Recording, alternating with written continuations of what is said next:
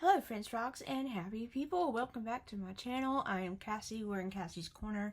Today we're on lesson 5, day 5. It has been slowly coming, but I think I'm excited for this new year. Like I said the other day, we're going to blink and it's going to be January. It'll be here before you even know it. So, with today's message, I have another book. Well, it mentions a book that I do have, and I'll bring it out later.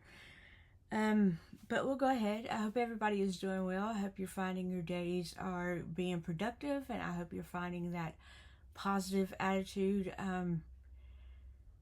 It's hard to think positive when all you've ever thought is negative, or what you've thought for the main part of your life is negative. But I want you to think back to when God created the earth and he put Adam and Eve in the Garden of Eden. Now this was a paradise and they didn't have to work much for what was, they had the fruits, they had the water, they had, everything was pretty much given to them. Maybe they hunted their meat, but it wasn't like they had to go out and stalk for like 2 or 3 days and hunt that way. It was all given to them. And God, in that situation, I'm thinking God does not want us to feel like we're suffering. If he had wanted us to suffer, he would have put us in a more dangerous world. He put us in a very serene, paradise-like garden where where Adam and Eve did not have to suffer much for their life. And when they ate from the fruit of knowledge, everybody thinks it's an apple because you think of knowledge as a teacher, and the teacher gets the apple. So that's where I feel like the apple came from. But from the fruit of knowledge, the tree of knowledge, I just feel like he is not wanting us to suffer. That suffer has come in to the world through the negative cruelty of the world, the sin, the wickedness that has reached the world via, Satan himself. I just don't think that was the world that God wanted us to live in. So when we're depressed, we're like battling against God, really. And that took a lot for me to see. Because God, it just can't be so. He put us in the Garden of Eden. He put Adam and Eve. I say us, but I'm thinking of humans, He put us in a garden where it was paradise. So I feel like he just does not want us to suffer. He wants us to be confident, and he wants us to live and enjoy life and be calm in our thoughts. And all the advice of our thoughts are in that Bible, and it's very, very much like this book right here. It's timeless and it's tried and true. So why are we still depressed? Why is it still here? And I'm doing this directly to a friend that has commented, maybe I think I'm trying too hard to get that person to feel okay with themselves, that they should be happy. But people, I know these things were said to me many, many times. Also when I was of a depressed state. And then my mind would, every day I woke up and it just drifted back to this kind of situation, to like the sadness. But that was where I was comfortable. That was my, that was that. You just kind of have to know what you want out of life, what kind of life you want to lead, and kind of direct your life in that way, your thoughts, and make sure that you're always thinking positive thoughts. It's not easy because there are people, I can tell you right now, there are people that I don't like them. I'd rather tell them off to their face when I see them, and there's a bunch of them. But that's not how I should be. I'm going to clap for them, and I'm going to hope that they win, and I'm going to support them, because that is what God would want me to be. That's what God wants me to do. Whether or not I like them or not, I should be supportive. I should be, I don't want anyone to fail. So, with that being said, we're going to go ahead into our message of today. I'm rambling too much. So, January 5th, clarify your intentions. Let all your efforts be directed to something. Let it keep that end in view. It's not activity that disturbs people, but false conceptions of things that drive them mad. And Seneca said that on Tranquility of Mind. And that was 12.5. Law 29 of the 48 Laws of Power is, I have that book, plan all the way to the end. Plan all the way to the end. Robert Greene writes, by planning to the end, you will not be overwhelmed by circumstances and you will know when to stop. Gently guide fortune and help determine the future by thinking far ahead. The second habit in the 7 habits of highly effective people is, and I have that one too, begin with an end in mind. Having an end in mind is no guarantee that you'll reach it. No Stoic would tolerate that assumption, but not having an end in mind is a guarantee that you won't. To the Stoics, Oisius, false conceptions are responsible not just for disturbances in the soul, but for chaotic and dysfunctional lives and operations. When your efforts are not directed at a cause or a purpose, how will you know what to do day in and day out? How will you know what to say no to and what to say yes to? How will you know when you've had enough, when you've reached your goal, when you've gotten off track, if you've never defined what those things are? The answer is that you cannot. And so you are driven into failure, or worse, into madness, by the oblivion of directionlessness. Okay, I think I got it. I don't remember reading this one, but it's a good one. It is a good one. You have to set limits. You have to plan when you're planning your meal, so to speak. Planning your banquet, your meal for people. You're planning it dish by dish. You're planning it how people are going to enjoy this, how people are going to talk over the meal, how quiet you want it to be, how the ambience is in the background. But afterwards, after the meal, do you have pudding? Do you have do you have dessert? Do you have coffee made? Do you have, you can't just plan the meal and stop right there. You kind of want to go further. Is there going to be more conversation? Is it going to be, did you plan in case something goes bad? Did you plan an alternative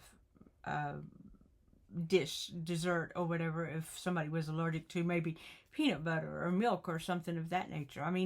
Why just plan the meal and stop? You want to kind of go further into it. Do you have coffee? Do you have wine? Would somebody want the wine afterwards instead of the coffee? So those are the kind of things, and this is with anything. This is not just about, it's 3 o'clock again, people. It's not just the meal that everybody's after. It's the ambience. It's the ambiance. It's the coffee. It's the dessert. It's the cleaning up afterwards. Even like, who's going to clean up afterwards? Who's going to stay and help with the dishes? Who's going to, if it's a potluck type of meal, how is everybody going to retrieve the plate? Is it going to be cleaned, or is it not going to be cleaned? What, that kind of thing. That's with everything. Don't just plan the situation. Plan it till the end.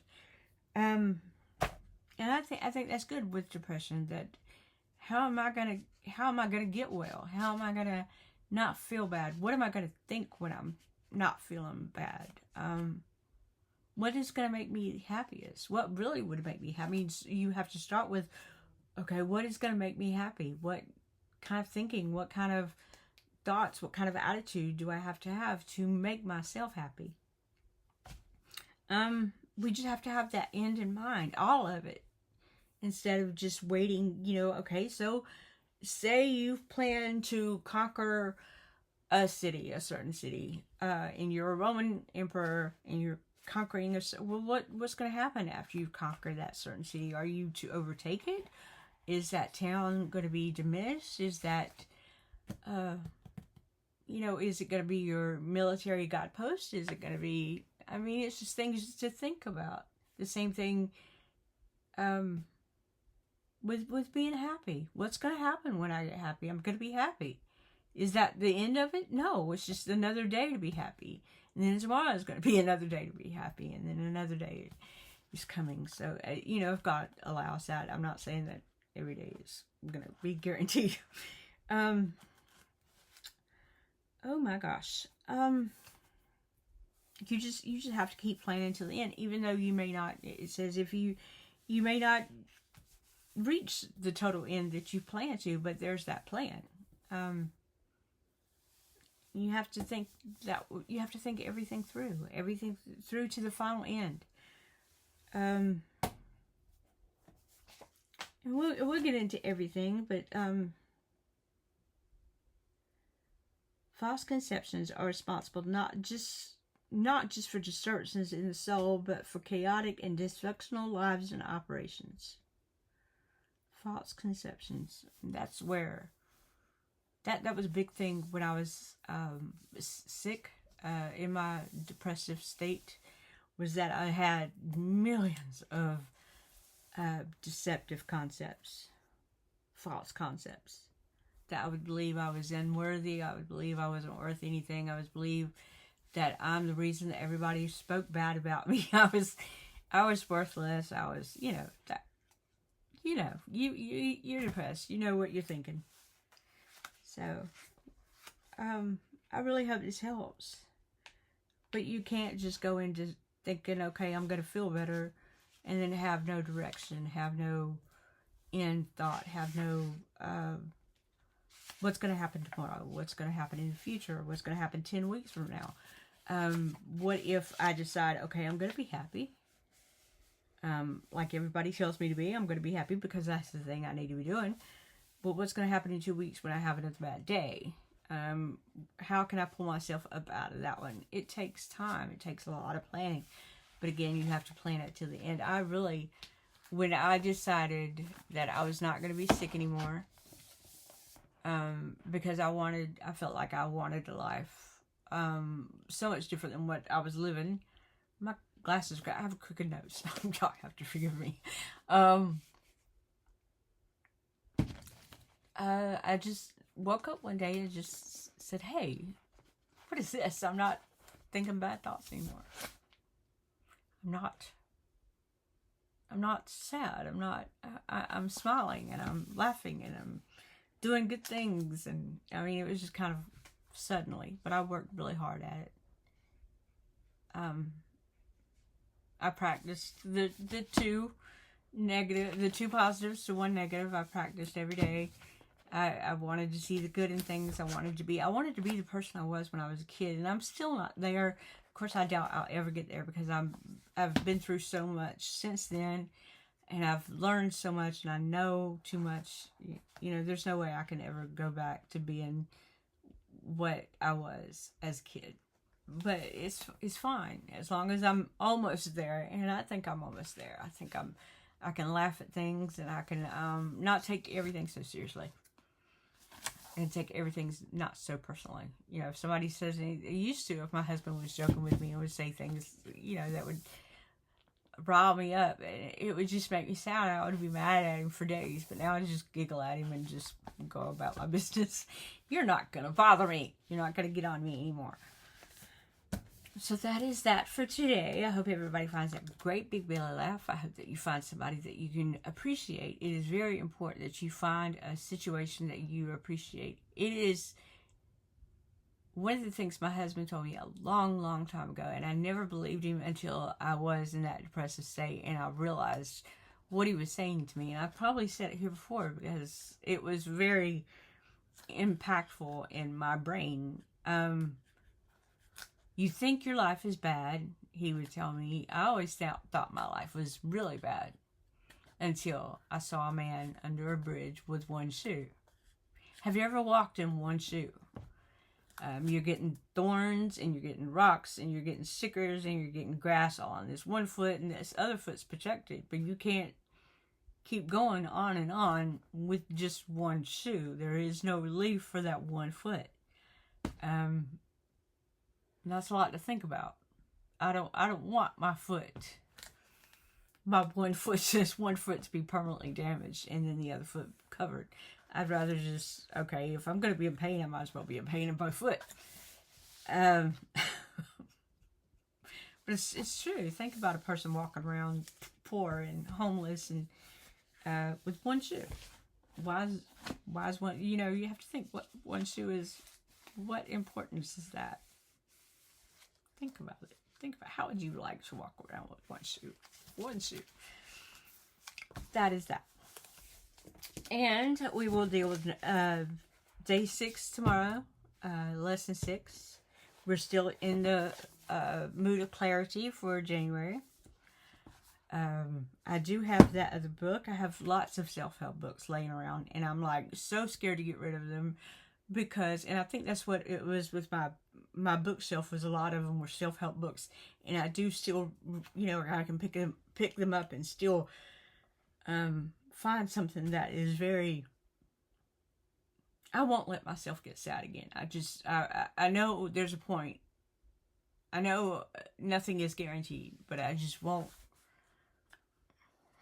I don't want to ever be in that state again. So I'm scared if I got rid of all my self-help books and things that helped me out of the depression. I'm afraid that if I sink back into it, I'd have to buy all these books all over again. And that's really annoying. But I do have some books here that I still use, I still read. The 49 Laws of Power, good book. It's by Robert Greene. When I find the book, I'll give it to you. I'll show it to you, make you see what it looks like.